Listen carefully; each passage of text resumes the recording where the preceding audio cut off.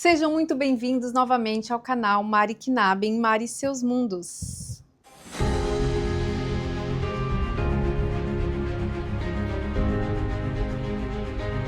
Vamos para a parte 18 da leitura do livro Quebrando o Hábito de Ser Você Mesmo, do Dr. Joe Dispenza. Iniciamos hoje o capítulo 7, A Lacuna. Estava sentada em meu sofá certo dia pensando sobre o significado de ser feliz. Enquanto contemplava minha total falta de alegria, pensei como a maioria das pessoas que me eram importantes faria um discurso motivacional direto ao ponto. Imaginei as palavras exatas. Você é incrivelmente afortunado, tem uma família maravilhosa com filhos lindos, é um quiroprático de sucesso, dá palestras para milhares de pessoas, viaja pelo mundo, indo para destinos incomuns, apareceu no filme Quem Somos Nós? E muita gente adorou sua mensagem. Até escreveu um livro que está vendendo bem. Teriam tocado todas as notas emocionais e lógicas corretas. Mas para mim, alguma coisa não estava bem. Estava num momento de vida em que viajava de cidade em cidade ministrando palestras todos os finais de semana. Às vezes, ia a 2 cidades em 3 dias. Ocorreu-me que eu estava tão atribulado que não tinha tempo para realmente praticar o que ensinava. Foi um momento enervante, pois comecei a ver que toda a minha felicidade era criada fora de mim, e a alegria que eu experimentava enquanto viajava e dava palestras não tinha nada a ver com a alegria real. Pareceu que eu precisava de todo mundo, de tudo e de toda parte de mim para me sentir bem. A imagem que eu estava projetando para o mundo dependia de fatores externos, e quando não estava palestrando, concedendo entrevistas, ou tratando de pacientes e estava em casa, me sentia vazio. Não me entenda mal. Sob certos aspectos, essas coisas externas eram ótimas. Se você perguntasse a qualquer pessoa que me visse dando palestras, profundamente absorto, trabalhando numa apresentação durante um voo, ou respondendo a dezenas de e-mails no aeroporto ou saguão do hotel, na condição de observador, ela diria que eu parecia muito feliz. A triste verdade é que se você perguntasse para mim em um desses momentos, eu provavelmente responderia da mesma maneira. Sim, está tudo ótimo, estou indo muito bem, sou um cara de sorte. Mas, caso me pegasse em um momento tranquilo, quando todos esses outros estímulos não estivessem me bombardeando, eu responderia de modo completamente diferente. Algo não está bem. Sinto-me inquieto, tudo parece sempre igual, está faltando alguma coisa. No dia em que reconheci o motivo central da minha infelicidade, percebi também que precisava do mundo externo para lembrar quem eu era. Minha identidade havia se tornado as pessoas com quem eu conversava, as cidades que visitava, as coisas que fazia enquanto estava viajando e as experiências de que necessitava para me reafirmar como uma pessoa chamada Joe Dispenza. Quando eu não estava perto de alguém que pudesse me ajudar a recordar dessa personalidade que o mundo reconhecia, sendo eu não sabia mais ao certo quem eu era. De fato, vi que toda a minha felicidade percebida era realmente apenas uma reação a estímulos do mundo externo que me faziam sentir de certos modos. Então, entendi que estava totalmente viciado no meu ambiente e dependente de pistas externas para reforçar meu vício emocional. Que momento! Eu tinha ouvido milhões de vezes que a felicidade vem de dentro, mas isso nunca havia me impactado assim antes. Quando sentei no sofá de minha casa naquele dia, olhei pela janela e me veio uma imagem. Visualizei minhas 2 mãos, uma em cima da outra, separadas por uma lacuna. A mão de cima representava como eu parecia por fora e a de baixo como eu sabia que era por dentro. Em minha autorreflexão, ocorreu-me que os seres humanos vivem em uma dualidade, como 2 entidades separadas, como parecemos e quem realmente somos. Como parecemos é a imagem ou fachada que projetamos para o mundo.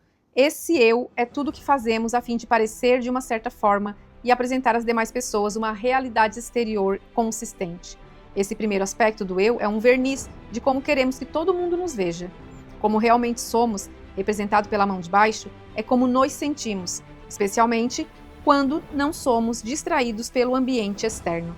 São nossas emoções familiares, quando não estamos preocupados com a vida. É o que escondemos sobre nós. Quando memorizamos estados emocionais viciantes, como culpa, vergonha, raiva, medo, ansiedade, julgamento, depressão, presunção ou ódio, desenvolvemos uma lacuna entre o modo como parecemos e o modo como realmente somos. O primeiro é como queremos que as outras pessoas nos vejam. O segundo é nosso estado de ser quando não estamos interagindo com todas as diferentes experiências, coisas e pessoas em diversos períodos e locais de nossa vida. Se sentamos por tempo suficiente sem fazer nada, começamos a sentir algo.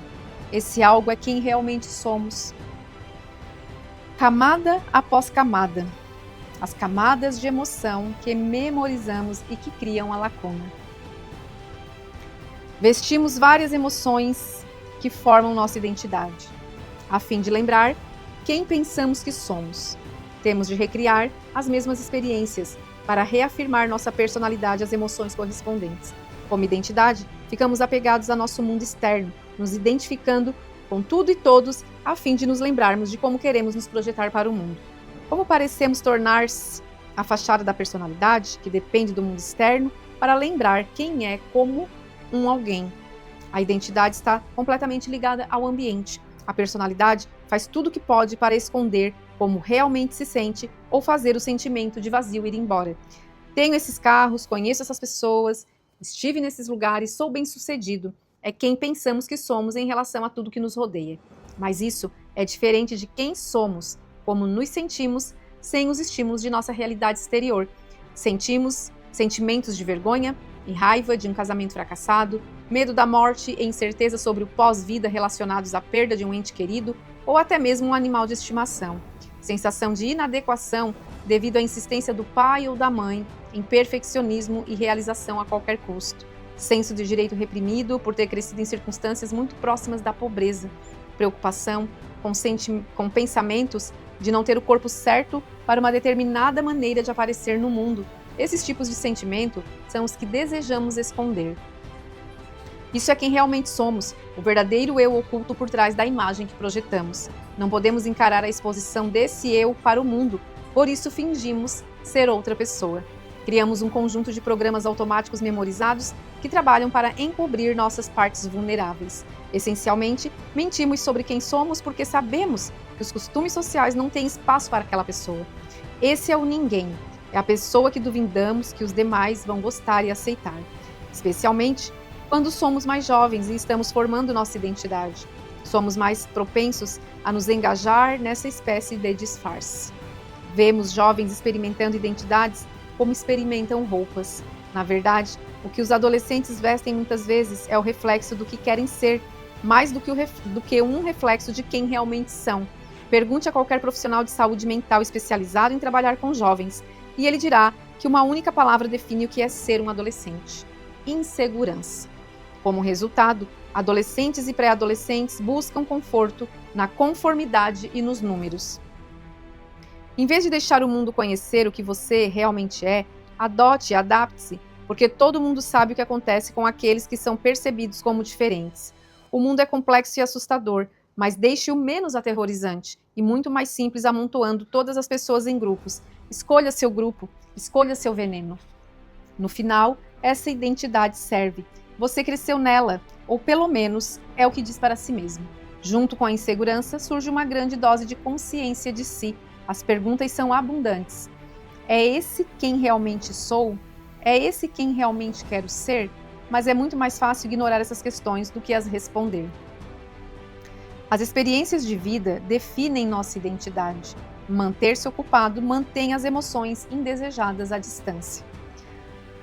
Todos nós já fomos emocionalmente lacerados por experiências difíceis ou traumáticas quando jovens. Em nossa juventude, tivemos eventos definidores, cujas emoções contribuíram, camada após camada, para quem nos tornamos. Vamos encarar. Todos nós fomos marcados por eventos com carga emocional. À medida que revisamos mentalmente a experiência repetidas vezes, o corpo revive o momento, pela simples força do pensamento. Mantemos o período refratário da emoção atuante por tanto tempo que passamos da mera reação emocional a um humor, um temperamento e, por fim, um traço de personalidade. Enquanto somos jovens, mantemos-nos ocupados fazendo coisas que por um tempo afastam essas antigas e profundas emoções, varrendo-as para debaixo do tapete. É inebriante fazer novos amigos, viajar para destinos desconhecidos, trabalhar muito e conseguir uma promoção. aprender novas competências ou praticar um novo esporte. Raramente, suspeitamos que várias dessas ações são motivadas por sentimentos remanescentes de certos eventos exteriores. Então ficamos realmente ocupados. Vamos para a escola, depois possivelmente faculdade, compramos um carro, mudamos para uma nova cidade, estado ou país, começamos uma carreira, conhecemos novas pessoas, casamos, compramos uma casa, temos filhos, adotamos animais de estimação. Podemos nos divorciar, praticamos exercícios físicos, iniciamos um novo relacionamento, praticamos uma habilidade ou um passatempo. Utilizamos tudo o que conhecemos do mundo exterior para definir nossa identidade e para nos distrair de como realmente nos sentimos por dentro. E como todas essas experiências singulares produzem uma miríade de emoções, notamos que essas emoções parecem remover quaisquer sentimentos que estejamos escondendo. E isso funciona por um tempo. Não me leve a mal. Todos nós atingimos níveis mais elevados por nos empenharmos ao longo de diferentes períodos de nossa fase de crescimento. A fim de realizar várias coisas em nossas vidas, temos de sair da zona de conforto e ir além de sentimentos familiares que nos definiam no passado. Eu com certeza estou ciente dessa dinâmica de vida, mas quando jamais superamos nossas limitações e continuamos carregando o fardo do passado, ele sempre nos alcança. E isso normalmente ocorre na metade dos 30 anos, mas varia enormemente de pessoa para pessoa. Meia-idade, uma série de estratégias para que sentimentos enterrados continuem enterrados. Na metade dos 30 ou 40 anos, quando a personalidade está completa, experimentamos muito do que a vida tem a oferecer e, como resultado, podemos muito bem antecipar o resultado da maior parte das experiências. Já sabemos a sensação que teremos antes de nos dedicarmos a ela. Como tivemos muito bons e maus relacionamentos, competimos nos negócios ou nos acomodamos em nossa carreira, sofremos perdas e obtivemos sucessos, ou sabemos do que gostamos ou não, conhecemos as nuances da vida. Visto que conseguimos prever as prováveis emoções antes de uma experiência concreta, determinamos se queremos experimentar aquele evento conhecido antes de ele realmente ocorrer. Claro que tudo isso acontece nos bastidores de nossa consciência. Aí é que a coisa complica. Como podemos prever os sentimentos causados pela maioria dos eventos, já sabemos o que fará desaparecer nossos sentimentos sobre quem realmente somos. No entanto, quando atingimos a meia-idade, nada consegue remover completamente a sensação de vazio. Você acorda todas as manhãs e se sente a mesma pessoa. Seu ambiente em que você confiava tanto para remover sua dor, culpa ou sofrimento não está mais removendo esses sentimentos. Como poderia? Você já sabe que quando as emoções derivadas do mundo externo se enfraquecem, você volta a ser o mesmo leopardo que não alterou suas manchas. Essa é a crise da meia-idade, conhecida pela maioria das pessoas. Algumas tentam arduamente fazer que com sentimentos enterrados continuem enterrados, mergulhando mais fundo no mundo externo. Compram um novo carro esportivo, coisa. Outras alugam um barco, outra coisa. Algumas tiram férias longas, local. Outras ainda entram para um novo clube para fazer novos contatos ou novos amigos, pessoas. Algumas fazem cirurgias plástica, corpo. Muitas redecoram ou reformam suas casas completamente, adquirem coisas e experimentam um novo ambiente. Tudo isso são esforços fúteis para fazer ou tentar algo novo, para que possam se sentir melhores ou diferentes. Porém, emocionalmente, quando a novidade se esgota, elas ainda estão presas a esta mesma identidade. Retornam a quem realmente são, ou seja, a mão de baixo. São arrastadas de volta para a mesma realidade, onde vivem anos a fio somente para manter a sensação de quem pensam que são como uma identidade. A verdade é que quanto mais fazem, quanto mais compram e depois consomem, mais marcante fica a sensação de quem realmente são. Quando tentamos escapar desse vazio ou quando fugimos de qualquer emoção dolorosa, é porque olhar para isso é por demais desconfortável. Assim, quando o sentimento começa a ficar um pouco fora de controle, a maioria das pessoas liga a televisão, navega na internet ou manda mensagens ou telefona para alguém. Em questão de instantes, podemos alterar nossas emoções muitas vezes. Podemos ver uma comédia ou um vídeo no YouTube e rir histericamente, depois assistir a um jogo de futebol e nos sentirmos competitivos. Em seguida, ver o noticiário e ficarmos furiosos ou temerosos. Todos esses estímulos externos podem facilmente nos distrair dos sentimentos internos indesejados. A tecnologia é uma ótima distração e um vício poderoso. Pense nisso. Você pode alterar sua química interna na hora e afastar um sentimento mundano, algo fora de você. E afastar um sentimento mudando algo fora de você. E para se desviar do seu eu repetidas vezes, você confiará no que quer que esteja em seu exterior, que o faça se sentir melhor por dentro. Mas essa estratégia não tem que envolver tecnologia, qualquer coisa momentaneamente eletrizante funciona. Quando continuamos com a distração, adivinha o que eventualmente acontece? Ficamos mais dependentes de algo externo para mudar internamente.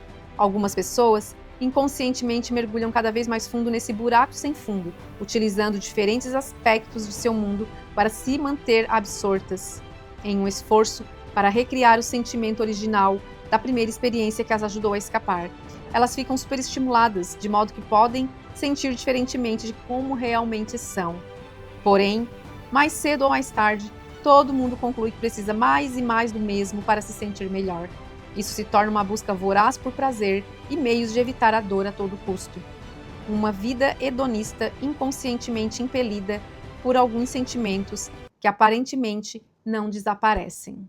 Muito bem, terminamos por aqui hoje. Nos vemos no próximo vídeo com a continuação da leitura do capítulo 7. Até lá!